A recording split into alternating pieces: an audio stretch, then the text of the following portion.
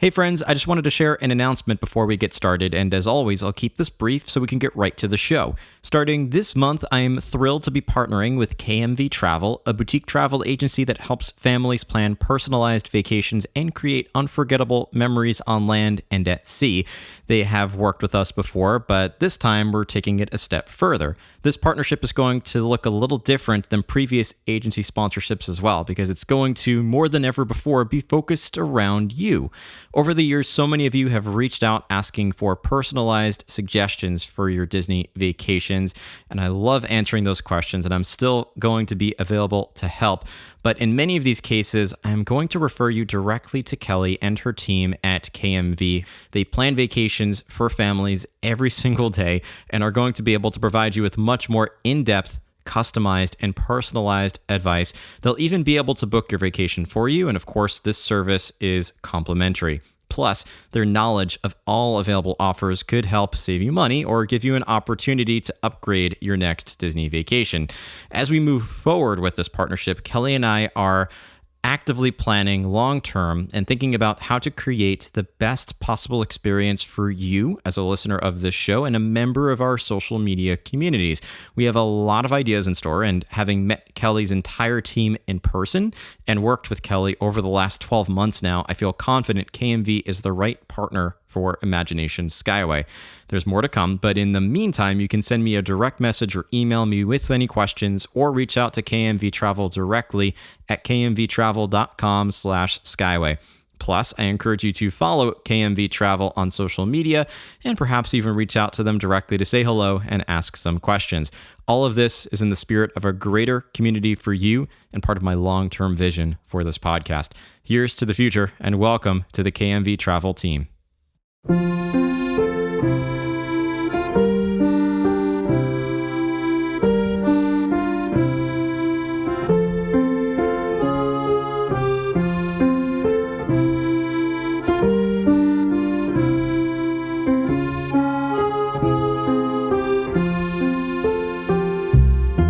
Welcome aboard Imagination Skyway, your grand podcast tour of the magic. I'm your host, Matthew Krull, and in today's episode, we're going to once again play Armchair Imagineer as we imagine new ideas for World Showcase pavilions at EPCOT. Currently, and for the majority of EPCOT's existence, World Showcase has 11 pavilions featuring different countries from around the world, and a fan favorite game to play is figuring out what World Showcase pavilions you would add to this park. There's a lot of ideas we could share, and plenty of ideas that even Walt Disney Imagineering came up with when EPCOT was being developed. So in today's episode, we're going to play that game and discuss some of our ideas for countries to add to World Showcase, including some different ideas you might not have heard before.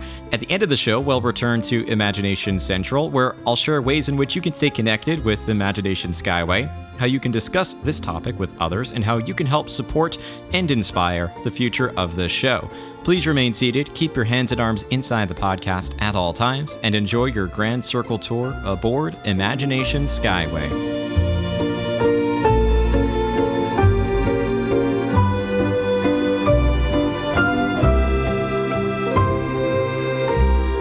So earlier this year, I took a trip to Walt Disney World and recorded a lot of podcast contents that was recorded on the spot, which made for some really enjoyable podcast discussions for me personally to record. And I've gotten some great feedback from those of you who have listened to some of those episodes.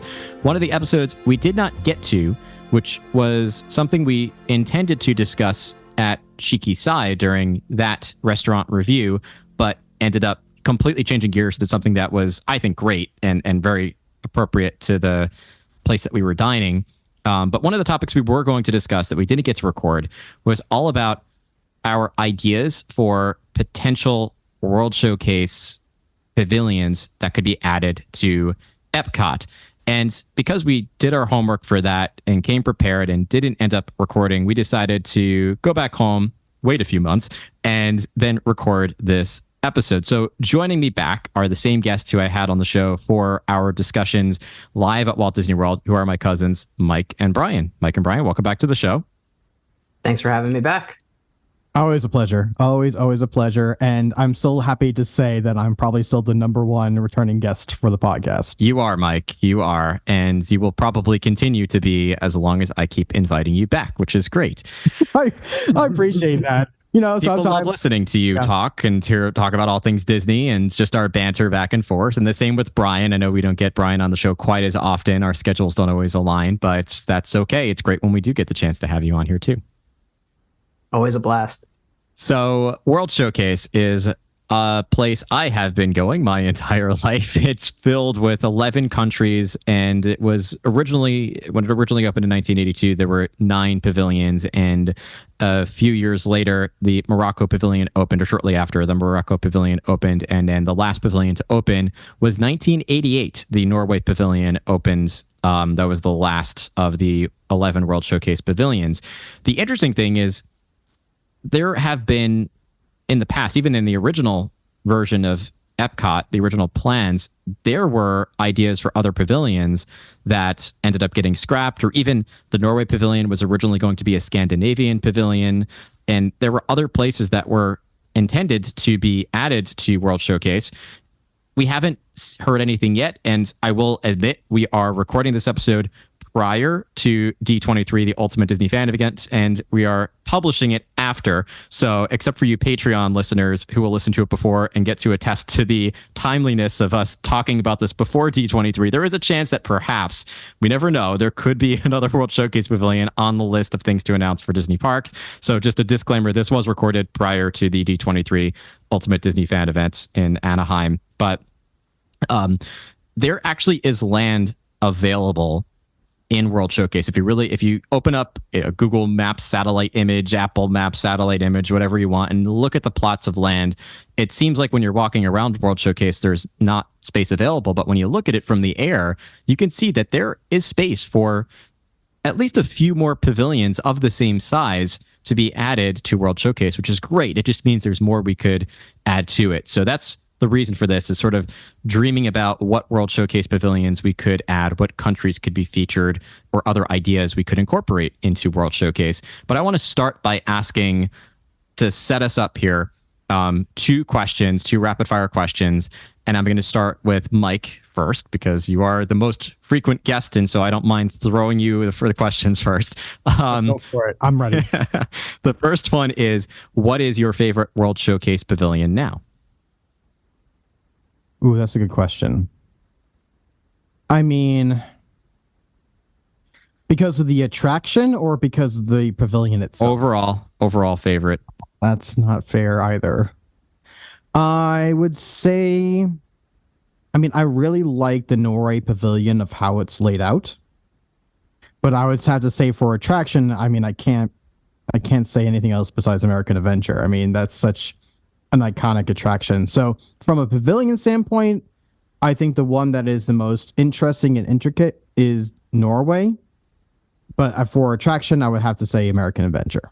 I like that. And I'll actually throw the same questions over to Brian. We'll make this a 2-part. So favorite attraction in World Showcase, which it sounds like it might be American Adventure based on your your nodding to Mike's answer, and then your favorite World Showcase pavilion.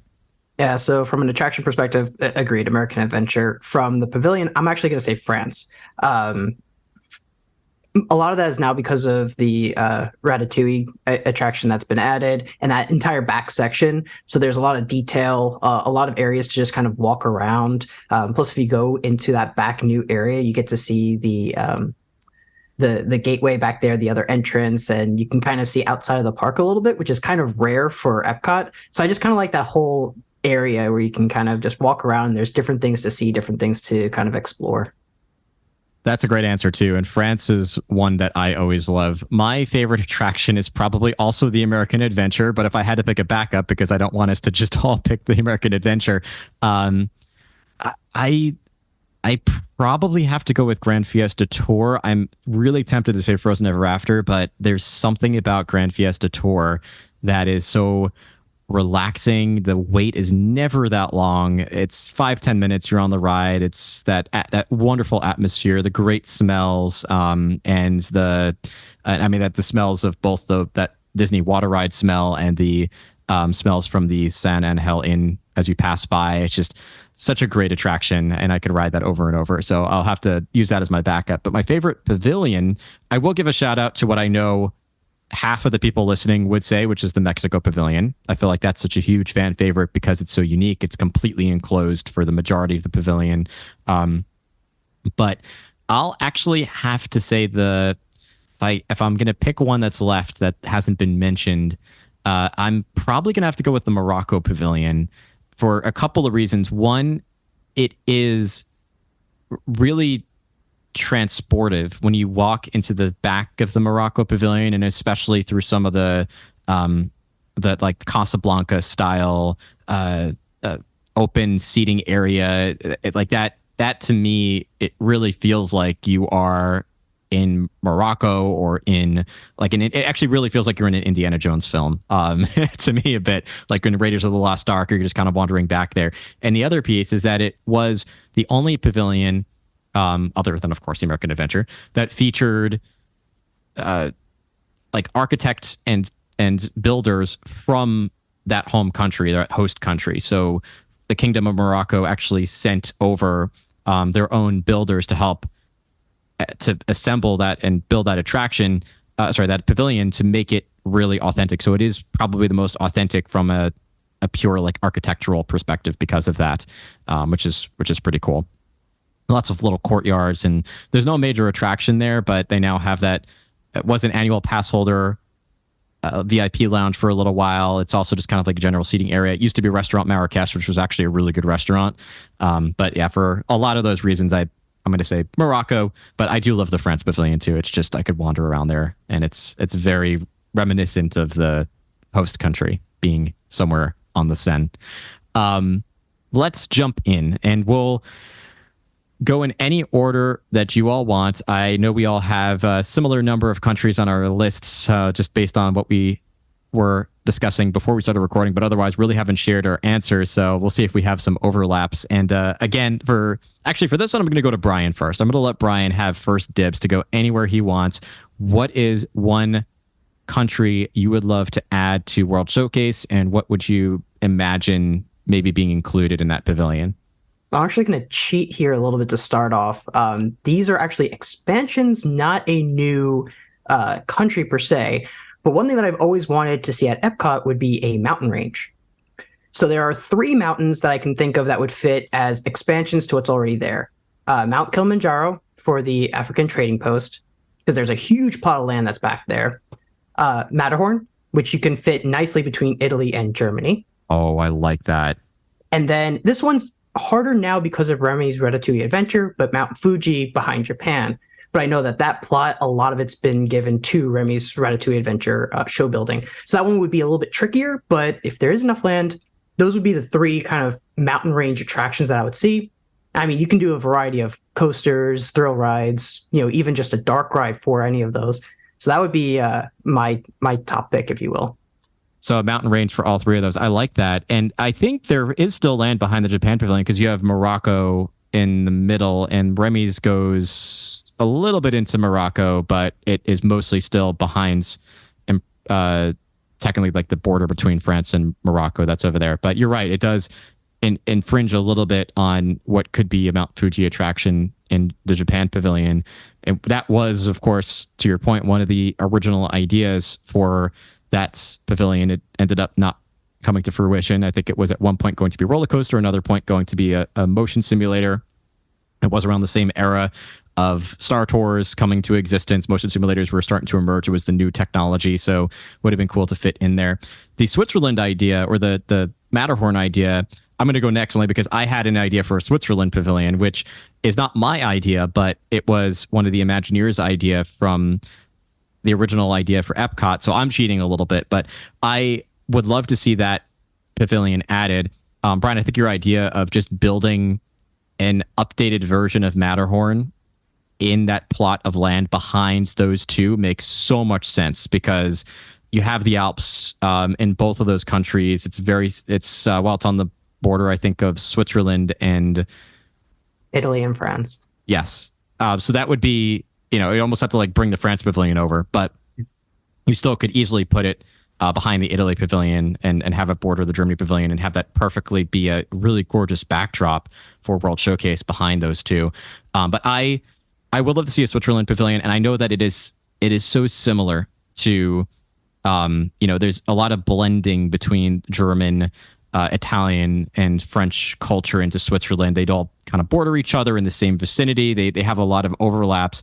But the reasons why are, first of all, I do think that you could have, to your point, a Matterhorn bobsled attraction. And I actually said you could put a sliver between the Italy and Germany pavilions. There's a small plot of land. And I think if you just sort of tied those two together with a Switzerland pavilion, you could just add more shops.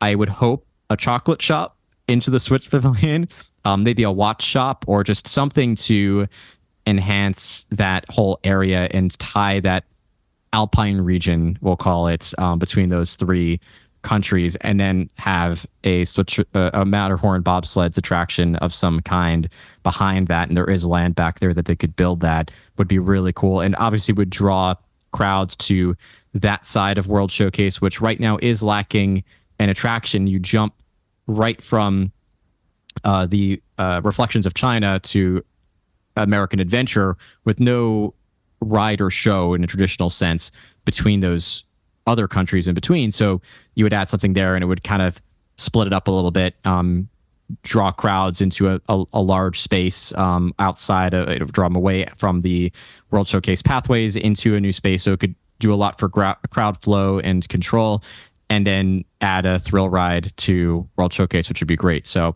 I just had to jump in there because my idea was very similar to that. But love the idea. Mike, let's jump to one of your ideas. Honestly, you two have such good ideas. I have nothing even remotely good comparison to that. That is brilliant. I want to say both of you, because I never even thought about those type of attractions, and it makes so much sense to have in World Showcase. I think it'll give it some new life back there too. I have some interesting ideas, but I gotta say, like, you topped the bar already, I gotta say. Well, I'm still excited to hear your ideas nonetheless, and I'm sure we could always enhance them and just brainstorm with. I'm not moving around a little bit. Okay. I'm gonna move around, so I'm gonna go for something that's a little bit. I'm going back to something a little bit more traditional. So I had the idea of Greece, which I realized there is no Greek pavilion at World Showcase, which, Greece has such a rich history.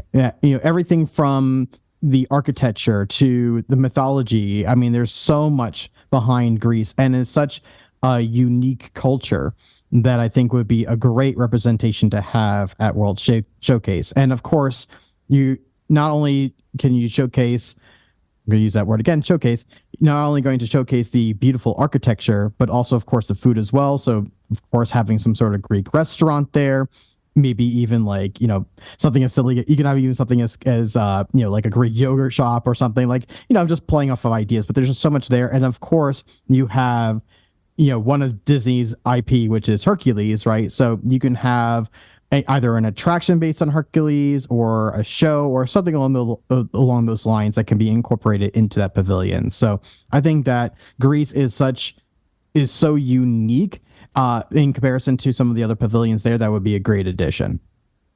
I had Greece on my list. Brian, did you have it on yours? Yep. Yeah, I figured. Have quite a bit of similar ones on there. So there's some that are pretty straightforward, but I'm hoping there might be a couple other ones that might throw some curveballs. Yeah, I had some specific ideas for it, but Brian, I'm curious to hear what you would add to a Greece pavilion too.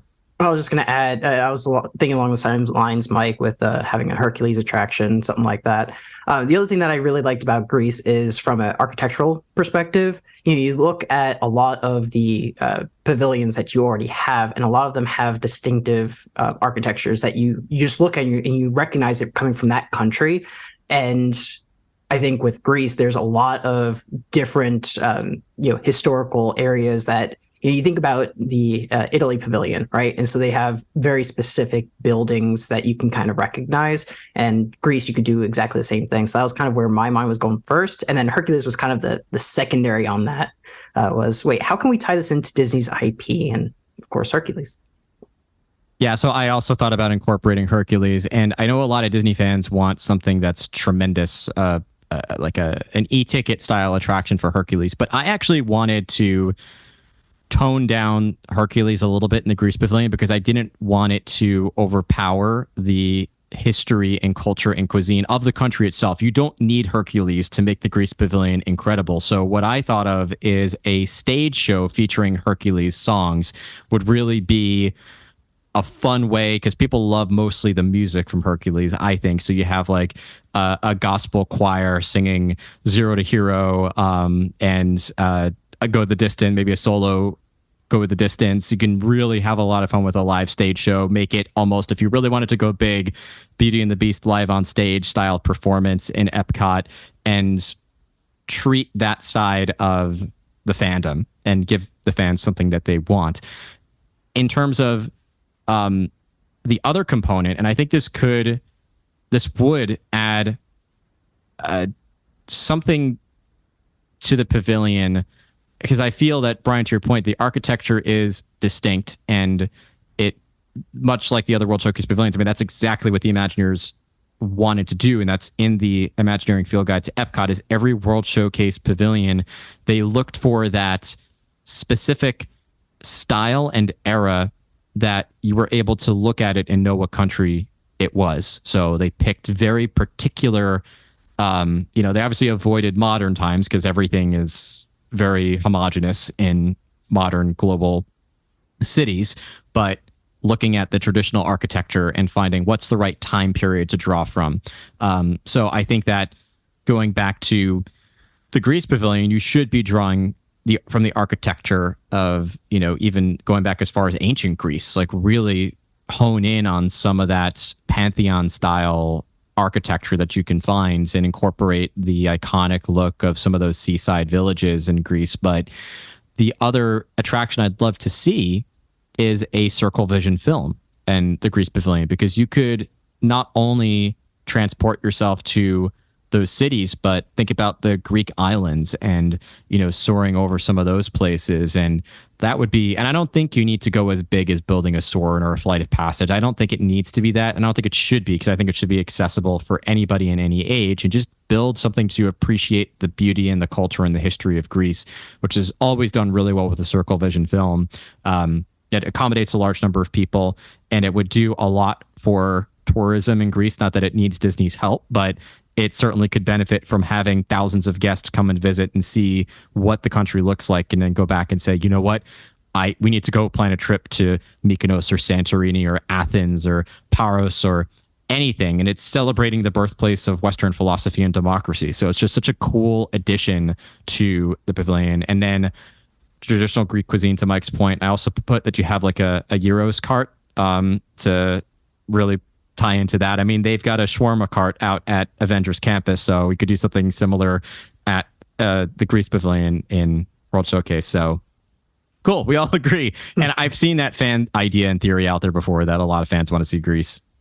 I want to play off of a couple of your ideas, Matt. Yeah. Which would be interesting is kind of combining a few of them together, is to have almost like a Greek theater setup. That's brilliant. Yeah. The muses are the narrators essentially, and they can tell the story, either tell the story of Hercules or tell the history of Greece as a Greek theater. And then you can almost have, if you will, combine the ideas, if you could, where it is a Greek theater, but also like a Circle Vision, where showcasing all the different aspects of Greece. So kind of combine. So, because I love the idea of Circle Vision, but an updated version of that.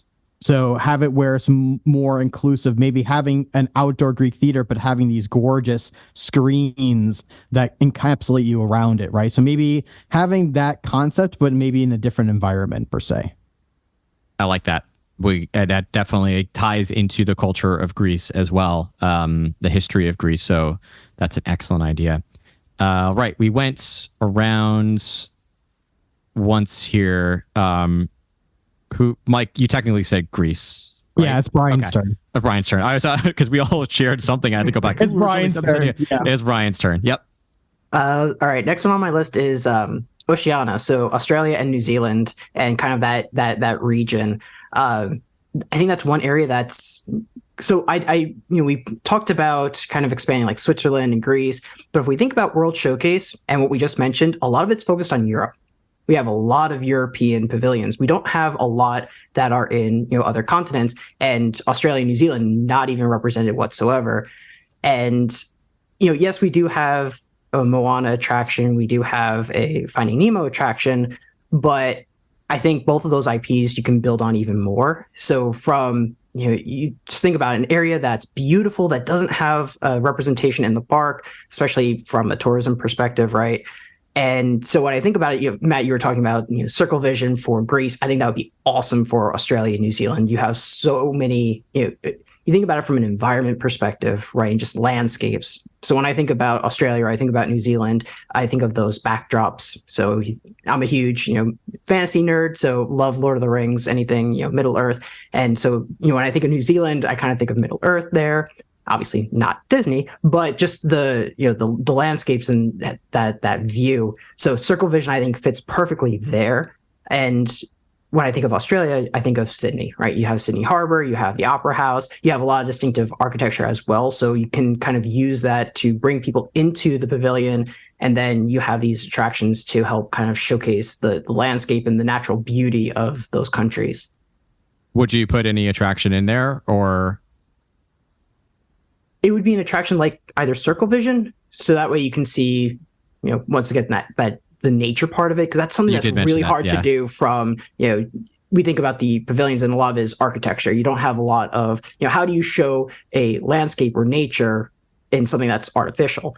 So Circle Vision, I think, is one of the better ways of doing that. And then you also have something where you can bring in Finding Nemo or Moana, which is not exactly in that area, but it could be close enough. Yeah, you could expand that into more the Pacific Islands and include those as well. That's definitely a great idea, and I know another one that a lot of fans want to see. I mean, I'm okay with Disney getting the theme park rights to Lord of the Rings. That would be kind of cool. It doesn't really fit with maybe a little bit too of a PG-13 theme to bring into Disney, but it would be maybe have some merchandise licensing rights or something just to tie it in there. You're both missing the most important IP of all. The Rescuers Down Under. There you go. Yeah. I knew exactly where Mike was going. They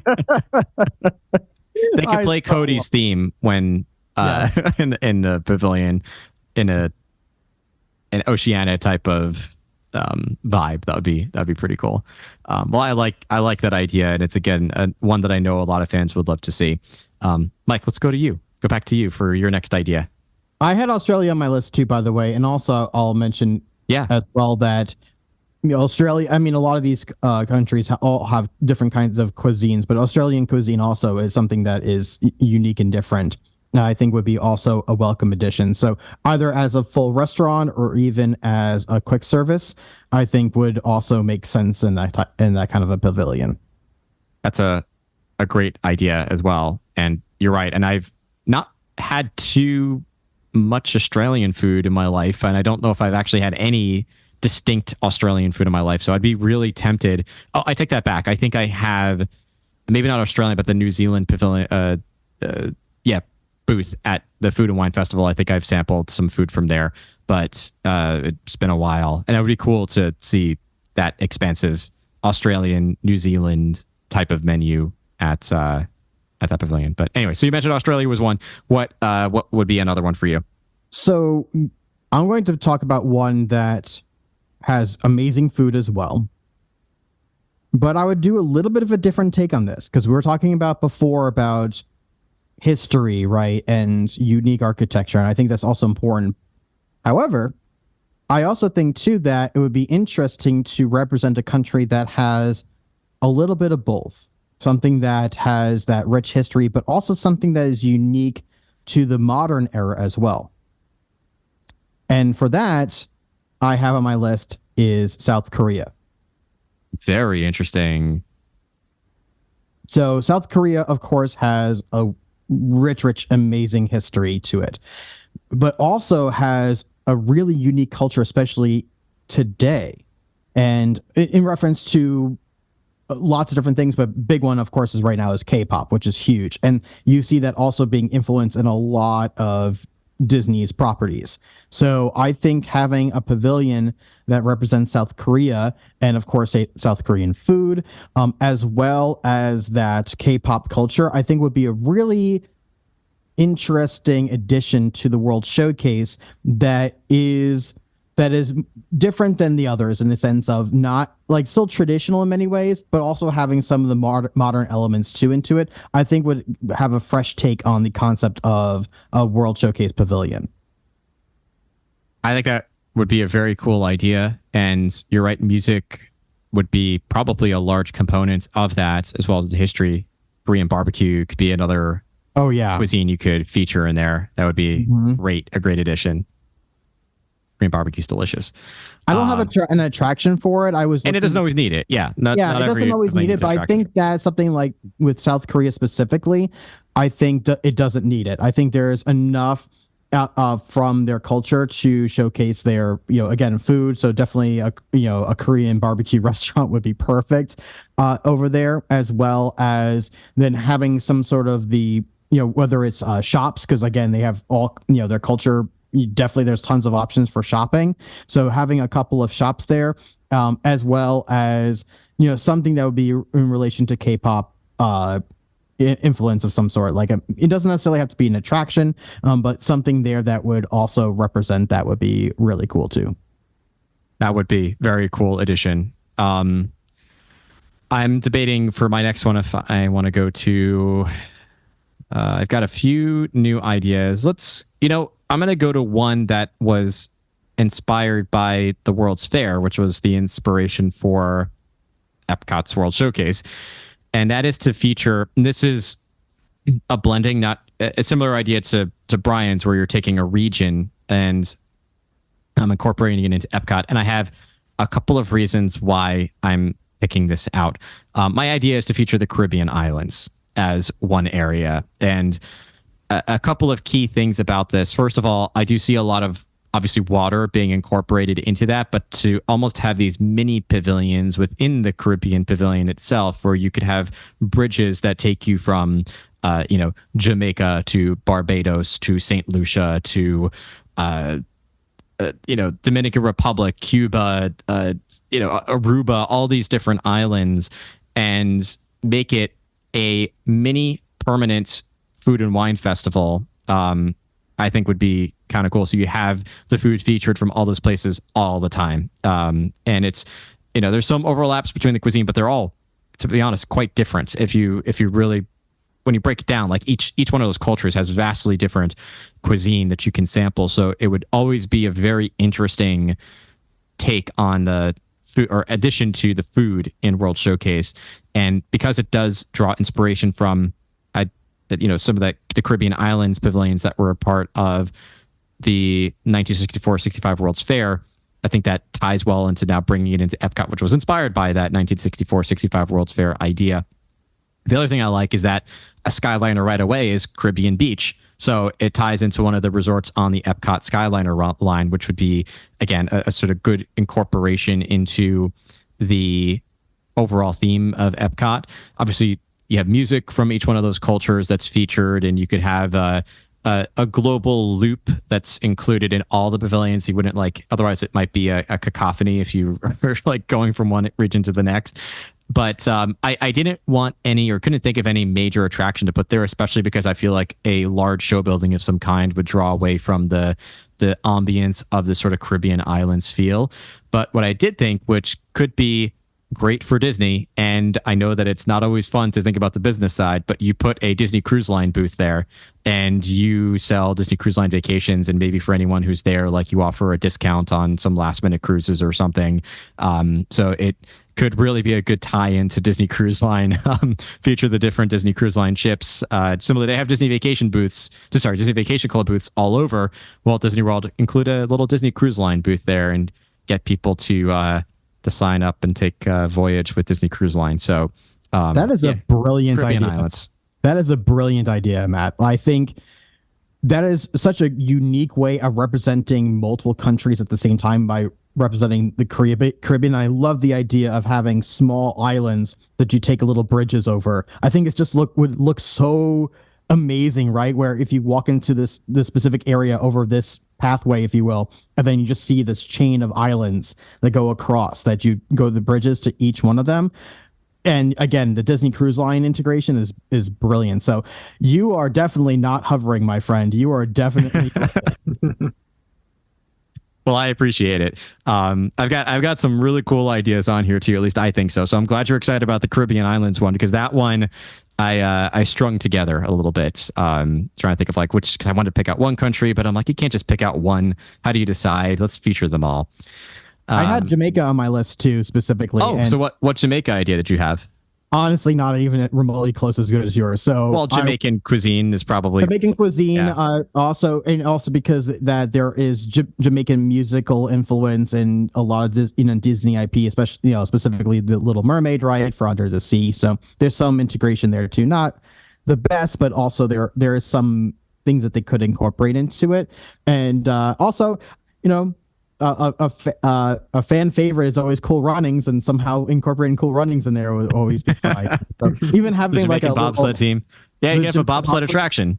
Yeah, well, maybe not. Okay, that actually is a cool idea too. But even if it's like a small little restaurant, if you remember in the very beginning of the movie, John Candy's character is at the bar, for example, and there's pictures of the bobsled team up, so almost like a Jocks, if you will, from Disney Springs, where they have where it's almost like a bar restaurant that is Jamaican influence with Jamaican cuisine, but having these like little Easter eggs from the movie throughout it, I think would be a really fun idea. That is a deep cut lounge idea is for Walt Disney World. That would be very deep cut. I'm sure most people would walk through that and say, what film is this?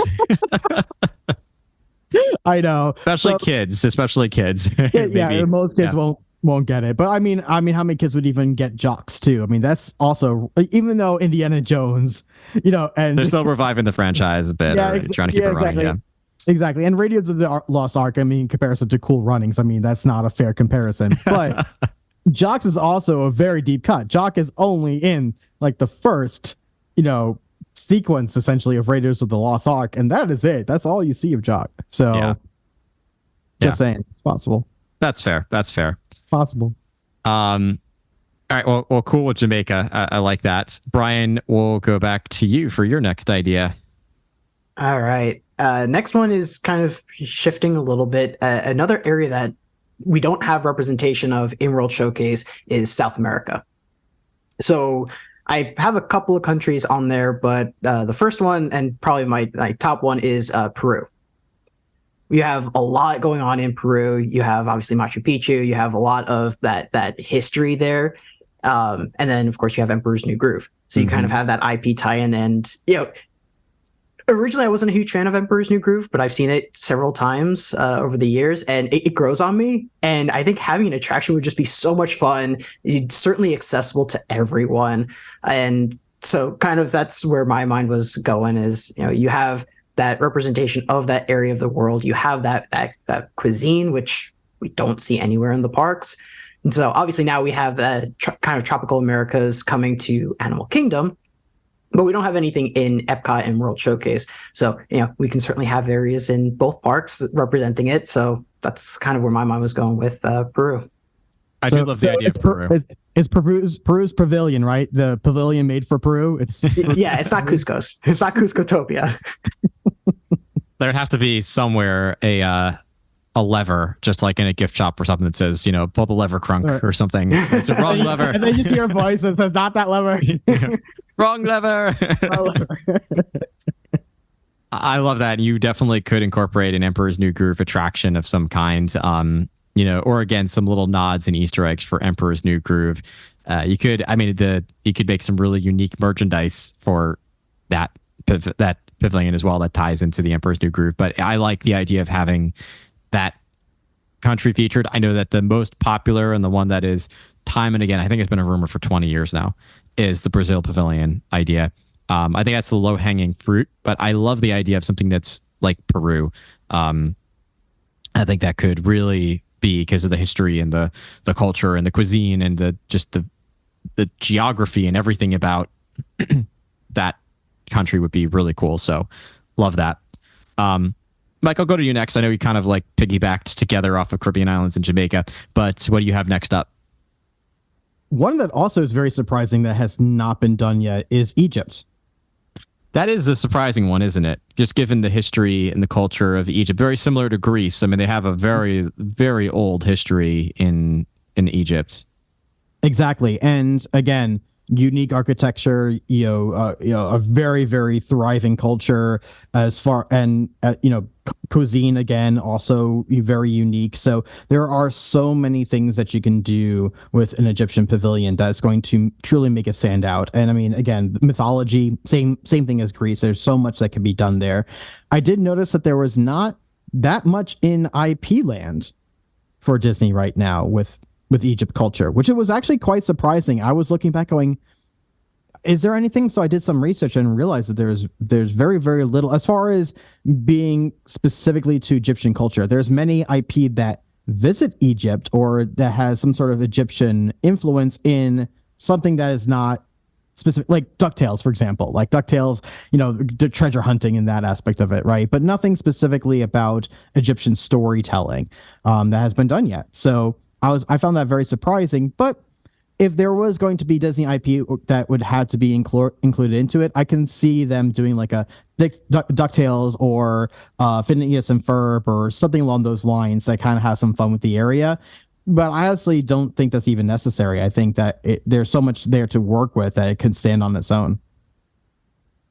Yeah, it would be very interesting, and it's an opportunity to maybe draw on something in that country, develop some sort of IP for some film or some show that ties into that, which should be amazing. But you're right, you could incorporate if we do have to incorporate something, which to your point we don't have to, but like if we were, then there could be IP additions to that tie into that sort of global theme. Heck, you could even put Indiana Jones in there if you really wanted to. I mean, I know Indy's never in a film. I think visited.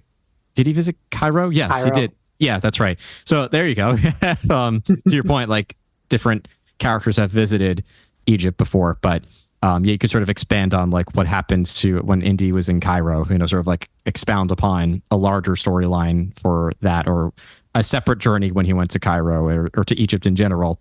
You don't have to build Indiana Jones Adventure, but something there could tie into Indiana Jones pretty nicely as well. But I like the idea of Phineas and Ferb and DuckTales. I mean, those are clear themes that you can incorporate there too. The other thing I like about Egypt, because like you said, Mike, you found it surprising, and I find it surprising that there hasn't been any IP for Egypt specifically. So this kind of gives almost an expansion because you can put in Egypt, and then Disney's got to create an IP at some point in the future, right? They're always looking for new stories to tell, and there are so many stories that you can tell in, ancient Egypt and all that. So now you have the ability to have an existing pavilion and now build this attraction. Everything we've been talking about so far is using existing IP, but we all know that Disney is all about, okay, we're coming out with a new story, a new movie. How do we tie that into the parks? I mean, Disney started that way at the beginning with Disneyland with Sleeping Beauty Castle, right? The whole point of it was, hey, we're coming out with this movie. Let's all tie it together. So I think actually having an Egypt pavilion would be brilliant to set them up for future success. I'm going to jump to my next idea. While we're on the subject of IP, I promise this is my most heavily IP incorporated idea. In fact, in most of my pavilion ideas, the pavilion ideas themselves overshadow the IP incorporation, which is done by design. This one is the opposite.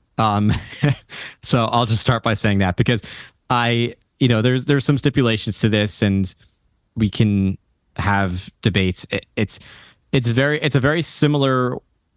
I think fans will have a very similar feeling about it to how Frozen was incorporated into Norway, where you're taking something that was inspired in a way by Norwegian culture or Scandinavian culture, and then it's like kind of putting it into the Norway pavilion. And so it's really celebrating Frozen with some Norway as opposed to Norway with some Frozen. I mean, you could debate it. I love that fact that Frozen is in the Norway pavilion. But anyway, so that space that Brian mentioned earlier, that's behind the outpost that's between the China pavilions and the China and Germany pavilions. There's the outpost that's over there, and the refreshment outpost, I should say. There's a lot of land back there, and I think we should expand upon the refreshment outpost by incorporating equatorial Africa. And I know that Eastern Africa in particular is featured pretty heavily in Animal Kingdom, so there would be some overlaps, as there already is, with the refreshment outpost and Africa section of Animal Kingdom. But you put together like equatorial Africa, and you could still feature some of the traditional cultures of that region, which is a very old history, probably one of the oldest histories on the planet, with some real traditional cultures that are there. But you probably know where I'm going with this. You put a Wakanda attraction into equatorial Africa, and there's a lot of land back there, and this is something you really could build an e-ticket attraction. And Mike and I had a discussion literally a year ago at our podcast episode about the Imagineering ideas, and I said I'd love to put an India pavilion in that section and have a massive Pirates of the Caribbean Battle of the Sunken Treasure style Jungle Book attraction. I didn't want to say that again here because I've already said it before. But you do put a massive e-ticket Wakanda attraction into that part of World Showcase. Again, adds a lot. You could expand World Showcase there, put a huge footprint in terms of number of guests you can accommodate in the queue, in the attraction itself. You could go a number of different ways with it, but you do sort of celebrate the equatorial African cultures and the history of that region of the world in the front section, and then you go through a portal into Wakanda and have a Wakanda attraction there. It incorporates more Marvel into EPCOT, which we already have with Guardians of the Galaxy Cosmic Rewind. But, I still think my India idea is tops, but I would not be opposed to seeing Wakanda being added as in addition to an Africa type of a pavilion. Still celebrate the culture, still celebrate the country, but have the draw to get people there to learn about that part of the world, be that Wakanda style attraction, and add some entertainment to that part of the park as well. Would they be able to? That's why I said there's some stipulations. I'm working around any sort of contract deal, issues with Universal.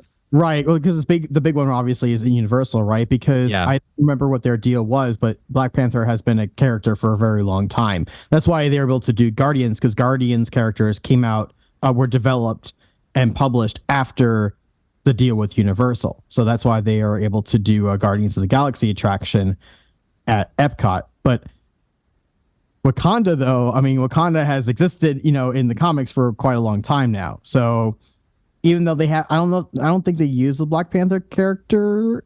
I don't think so. But we're also assuming what the contract says based on what we hear and what we see on the internet. True, yeah, we have no idea. We have no idea. So true. Until I read the contract, I don't know what the actual stipulations are. So I'm just playing with what I think would be fun. We need to get on that. We got to figure out how to get the hold of. So I had the same thing. I had Wakanda. Actually, cool. Actually, the same thing. I had kind of that area of Africa for two reasons. So I had Wakanda, but and this for a couple of reasons. One, Black Panther is awesome and bring Marvel in a little bit more. Also, once again, kind of going back to the business side, right? Disney is already putting some ideas forward for Wakanda with Disneyland Forward. And so this kind of gives them an opportunity to do the mirroring, which we've seen with Galaxy's Edge, not Guardians of the Galaxy, Galaxy's Edge. And so this kind of gives them another way to be able to do that. But assuming we couldn't do Wakanda, like Mike said, the contract, we don't know what they're able to do, what they're not able to do, or what they'll be able to do in the future. So the other way you could do this is Lion King. So kind of same thing you were talking about, Matt, right? You have that area of the world, you're showcasing it, and then you have the ability to build in an attraction, include some IP, because once in business side, Disney's all about including their IP now. They've been doing that now for years, and there's no signs that they're going to be changing that.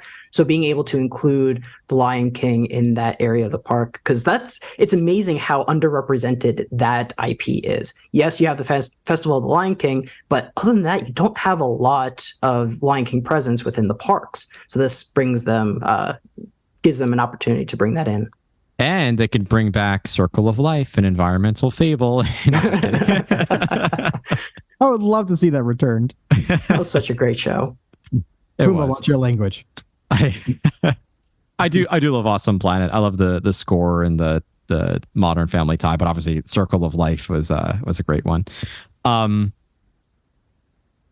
So that's cool, Brian. I love that you had a very you had the same idea, and the backup idea being the Lion King is brilliant. I should have thought of that. I mean, I'm thinking Africa, and my head goes to Wakanda, not to the Lion King. I'm ashamed of myself for not thinking of that, but that's a very, very cool idea.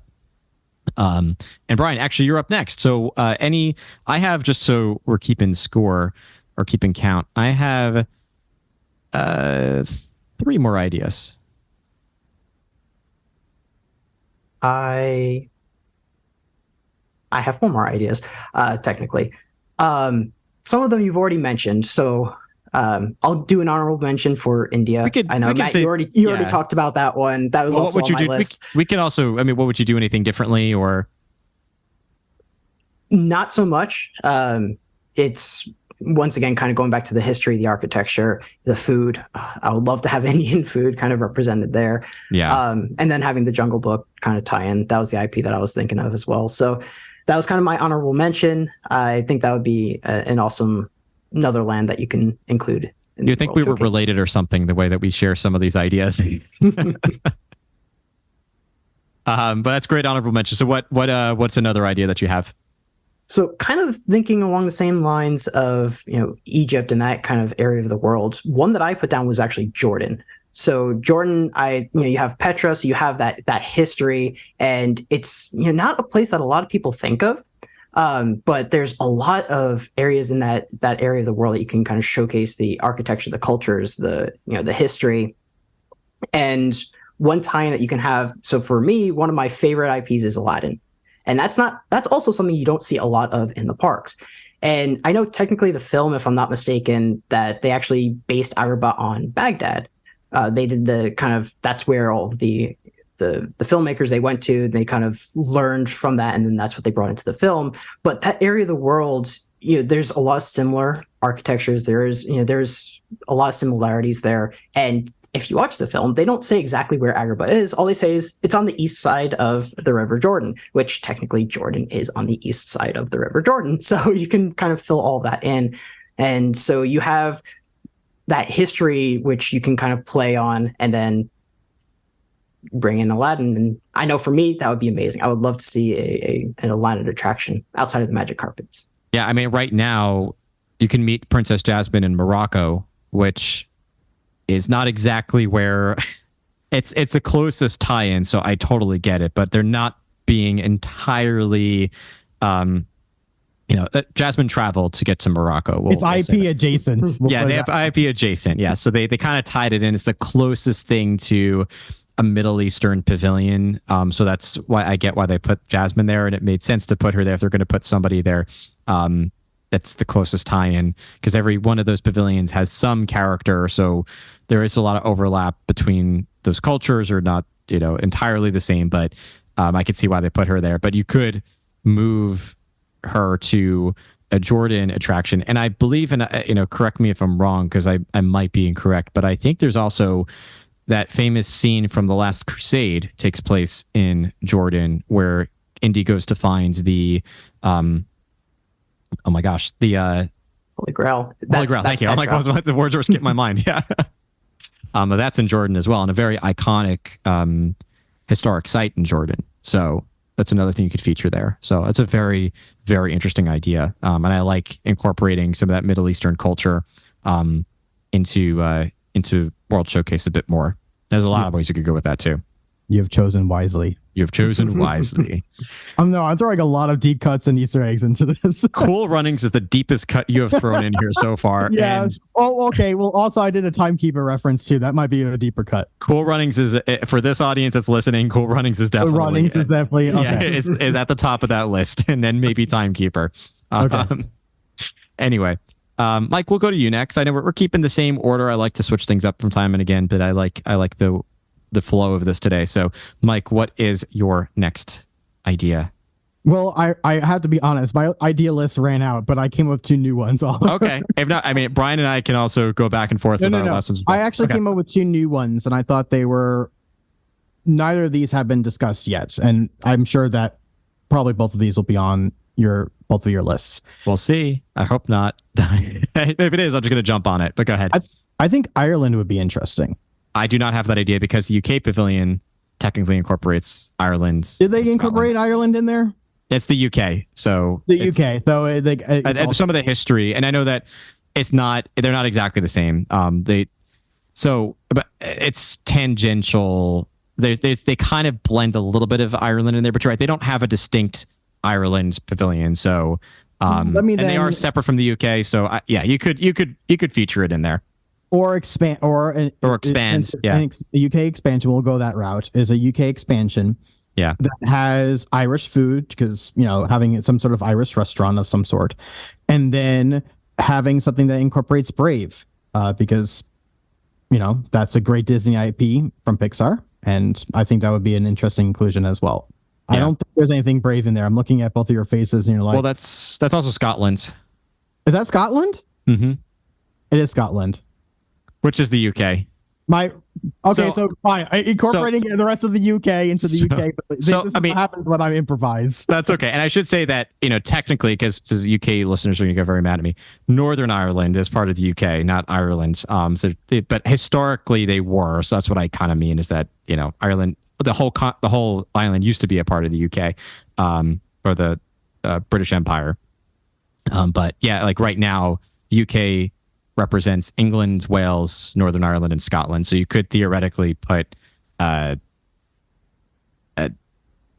Brave attraction there now, or I love the idea, and we're going to go with this, expand it and incorporate Scotland and or Ireland because that differs from the current London look of the UK Pavilion. It's really honing in on England more so than really the other cultures of the UK are underrepresented in the UK Pavilion. And then, yes, you do build another bridge to an Ireland Pavilion. That would be very cool. And there's a lot of Disney IP with Ireland. Very old. It ties into Walt's roots as well. So that's true too. Yeah, my research failed me. But that's okay. I like your expansion upon expansion to make an expansion off of my idea. So, yes, it is. It would be separate. It is a separate country. So we have an Ireland Pavilion, or just expand the UK to include that region of Europe to start and feature Scotland a bit more, maybe feature Wales a bit more, and then Northern Ireland. You could, and then build a Brave attraction. I love that idea. I think that's a brilliant addition to the UK Pavilion. Yep. Because then you do incorporate Scotland that way a bit more distinctly. So, but I like that. Feel free to improvise. I love the ideas that improvise that are improvised on the show as well. Oh boy, which one am I going to jump to next? I will go to. I have an expansion idea, a refurbishment idea, and a new pavilion idea. So I'm going to go to my expansion idea first. Maybe I'll go in this order: expansion, addition, refurbishment. So we'll go with that. So my expansion idea is for the Germany Pavilion, because there is land behind the Germany Pavilion and a massive show building, which is partially taken up by Beer Garden. But you could put something else back there. And I would love to see, I know we have already boat ride attractions there, but a boat ride attraction inspired by the Grimm fairy tales. And there are a few that overlap with Disney IP, notably Snow White, Princess and the Frog, Cinderella, Tangled, and Sleeping Beauty. So you could incorporate all those stories into a Grimm fairy tale type of attraction, and maybe just focus, if we're going to focus it on IP, maybe just incorporate those 5, but blend them into an overall Grimm fairy tale theme. And that would be a dark water ride attraction. Grimm fairy tales are pretty dark. And I think it would be very cool to have have the vibe of the way I kind of envisioned the feeling or the vibe of it was very similar to the Artist's Point experience that you have. The story, I forgot what it's called. Oh my goodness. The with Snow White and the Seven Dwarfs and the Evil Queen over at Wilderness Lodge. I now have to look up what that's called. The actual storybook dining. I knew it was storybook something. So storybook dining at Artist Point with Snow White. That experience, which does take on this evening ambience, drawing on the nighttime Snow White forest vibe.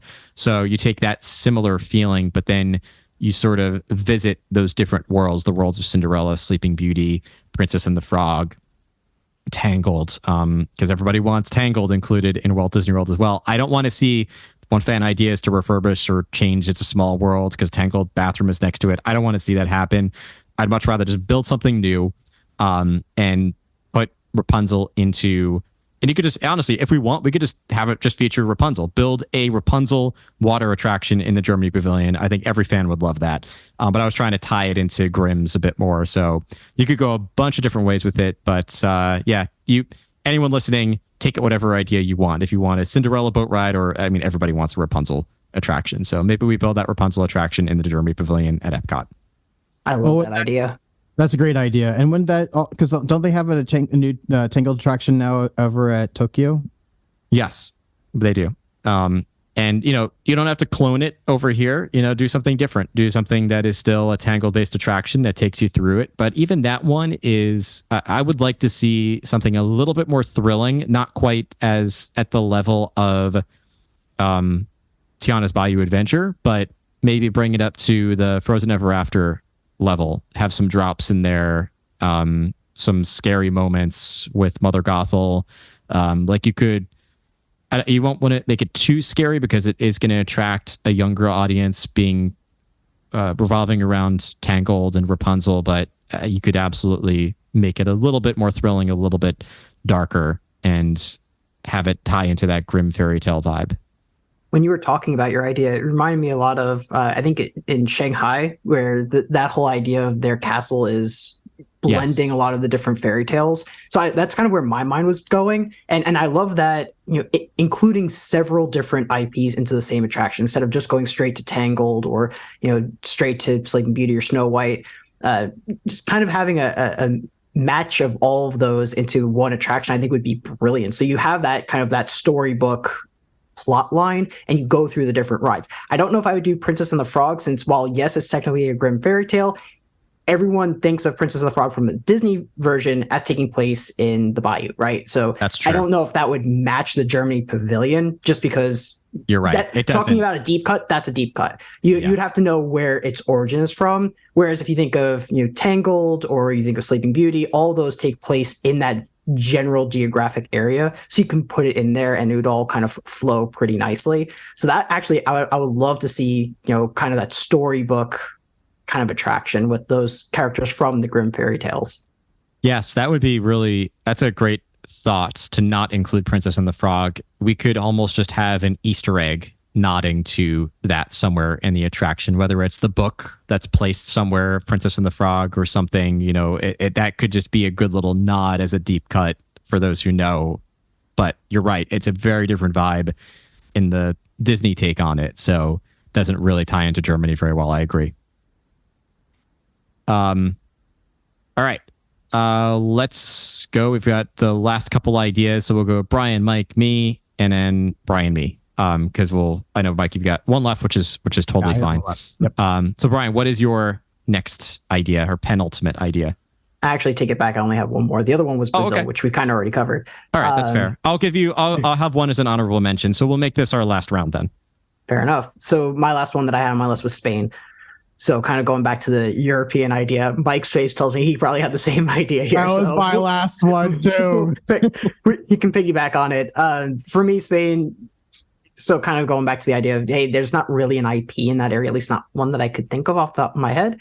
But you have that history, that culture, you have the food, you have the cuisine. So to me, it seems a lot like what World Showcase was when they kind of first built it. So I didn't have an idea of like an attraction in mind. It was more of the when I think of the Italy pavilion or the Germany pavilion or the Morocco pavilion, right, where you just kind of go in, you explore, you get to get a feel of the vibe of the country. You have the cuisines, you have the architectural designs from that country. So for me, Spain was more of the, what pavilion would I pick if we were thinking of the World Showcase that has been in the past?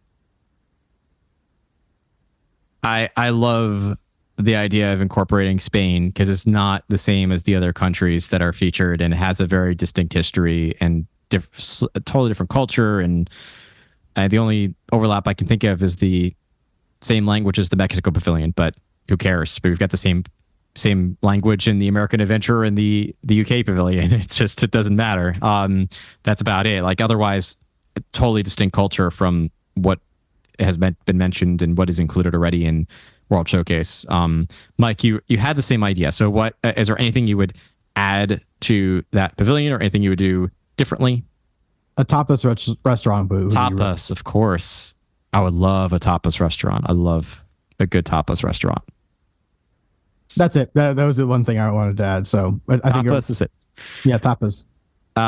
Cool. Well, I will give my honorable mention, which is a new pavilion. Because this is similar in scope to my Caribbean islands idea, but transported to a different part of the world, which is to feature Thailand. And you could theoretically also expand it to feature multiple cultures, just like I did with the Caribbean islands, and take Southeast Asia. So you could have Indonesia, Malaysia, Philippines. You could expand it if you wanted to, but I think that there's enough in Thai history and culture that you could just focus on Thailand.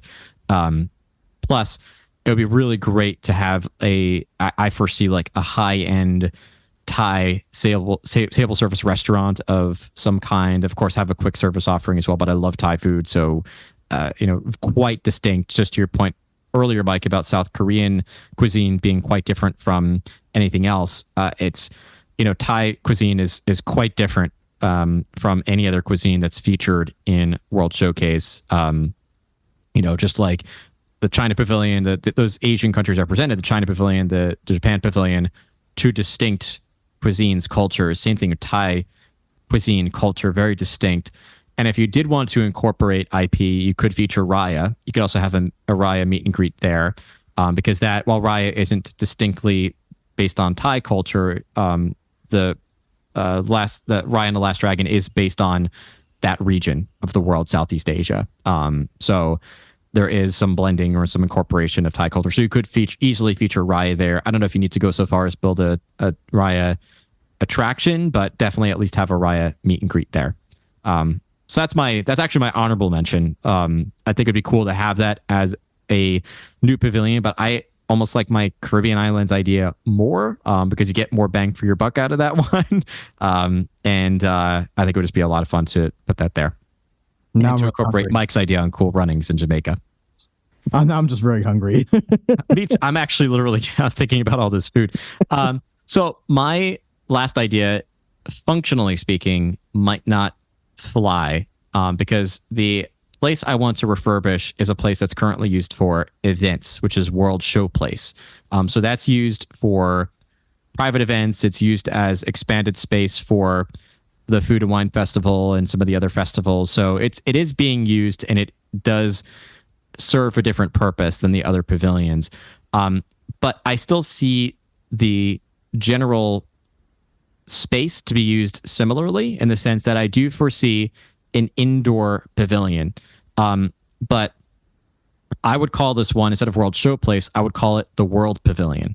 And the reason I would call it that is because it would blend the original concept of Future World and Innovations with World Showcase. And this, while each distinct pavilion celebrates the history and the culture and the architecture and the food and everything about those individual host countries, the World Pavilion would showcase the ways in which globalization and technology have made the world smaller.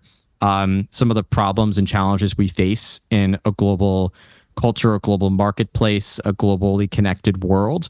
and really tie into the edutainment side of Epcot's history by really calling out and speaking directly to those challenges, those problems, those things that we need to solve as a planet together, as a one global species, and the ways in which, and celebrate the ways in which we have come together and made the world a smaller place. So very much a very Epcot idea of let's celebrate where we've come and highlight the ways that we are solving problems of the future. And the other reason I want this idea is I would love to see it be an indoor space so that it provides much needed air conditioning and shade in otherwise what is a very, like, World Showcase is a section of Walt Disney World I tend to avoid in the heat of the summer in the middle of the day. It's a long walk from pavilion to pavilion. So this is a nice place to just get inside in World Showcase and have something quite unique and different. That is, yes, maybe the opposite of what the purpose of World Showcase is, which is to celebrate our differences. But I think it's important to also, because of that, celebrate where we've come together and where we're going as a global community. So I love that idea. In fact, I think that out of all of our ideas, that one's my favorite, to be perfectly honest. I think it's the easiest. It's the cheapest. It's also the most unique, and I think in comparison to everything else, and I agree with you that I think it's important to showcase our differences in our culture, but at the same token, having something there that shows how we're all unified together. And I think that's such an important aspect of the park that could be added, and I think is something that is truly needed, especially now. So I think that's a really, really good idea. It definitely is by far my favorite out of everything we've said so far. Well, thanks, Agreed. Mike. Thank you. Thank you both. Well, this has been a lot of fun. I'm so glad we had this discussion. It would have been very hard to have this conversation at Shiki Sai, especially the pace at which that meal went, which was great. If you need a quick meal, Shiki Sai was like that was fast. That was really so fast. Mike got his meal before he got his soup. If you go back and listen to that episode, that was true. Yeah, I was like, quick. Oh, it's my meal. Okay, cool. Now it's my soup. Yeah, I think we were just like, I think we used the restroom, like washed our hands. We came back, and then I'm like, all right, let's start recording. And we start recording, and within 2 minutes of listening to that episode, you hear the food arrive at the table. I'm like, oh, we didn't wait. Like it's coming. And then so we just kind of pivoted. But this was fun. So I'll ask one question to leave us, because I'm sure I'm starving after talking about all this food. Current Epcot World Showcase, which restaurant are you running to if you had your choice and budget was no option? Which restaurant would you run to right now? I'll throw this one to Brian first, because I've been throwing a lot to Mike first. That's a tough one.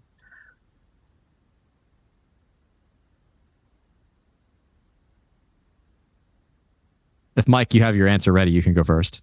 I would say probably Monsieur Paul. I haven't been there in quite a few years, but that was my favorite experience out of all of them. It beats Le Cellier. Don't get me wrong, Le Cellier was great, but Monsieur Paul, I think, was definitely the best. So if money was no option, I'd do that. I'm blanking on the name, but I know the Japan Pavilion has a new high-end restaurant, or new-ish. I think it opened within the past couple of years. I have not tried, but it sounded amazing. Yes, it was a few years ago, and oh my goodness, the name is escaping me as well, because I keep thinking of Shikisai, Takumite. So if you watch that episode that Matt was talking about when we were at Shikisai, I've been to Japan. I love Japanese food, so that would probably be on my high wish list. But for restaurants that I've actually eaten at and money was no object, Monsieur Paul would be my answer. A great answer. I will steal part of Brian's and say same thing in regards to Japan on the wish list side. And then as far as go-to, I really like Biergard. I love German food. So that's always a fun time. We've been there as a family many times. So I would say Beer Garden would probably be a good go-to.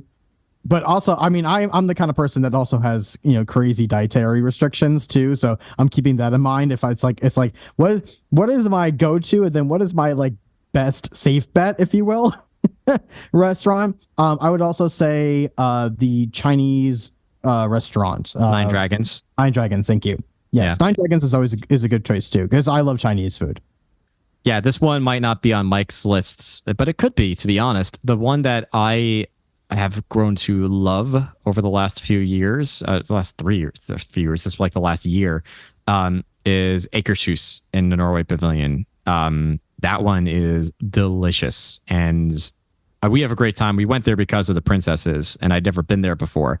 But breakfast, lunch, or dinner, the food there is fantastic. I love the food there. I didn't think I'd be so in love with Norwegian cuisine because I'd never had it before, but it is very, very good. So that would be my go-to. But I agree. If wish list for one I haven't been to is Monsieur Paul. I haven't been there, and I've heard wonderful things about it. So that's one that's probably reserved for date night without kids. But that's why I haven't gone to it. But that would be one that would be on my list for World Showcase to go to that I haven't been to yet. And of course, to Kumite would be awesome.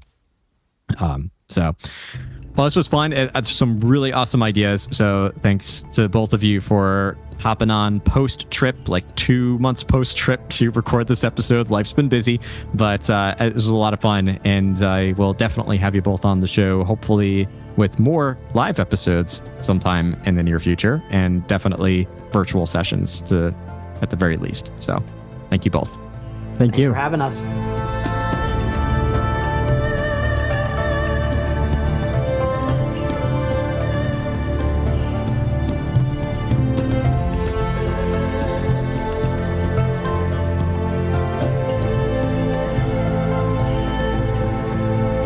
Welcome back to Imagination Central. As you disembark, please remember to remain fully seated until the podcast comes to a complete stop. Then gather your belongings and watch your head and step as you exit.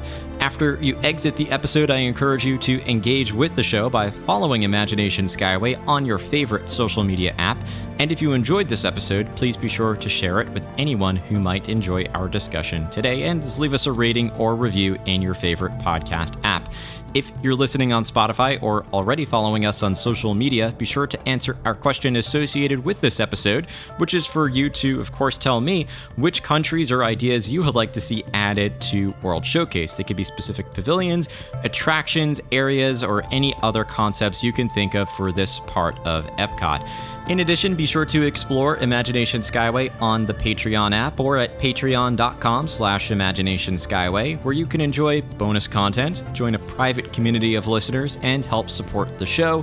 Our Patreon members, as always, I say this time and again, but this show would not be possible without you, so I sincerely thank each and every Patreon member listening, past, present, or future. Thank you so much for riding aboard Imagination Skyway, and remember, if we can dream it, we can do it.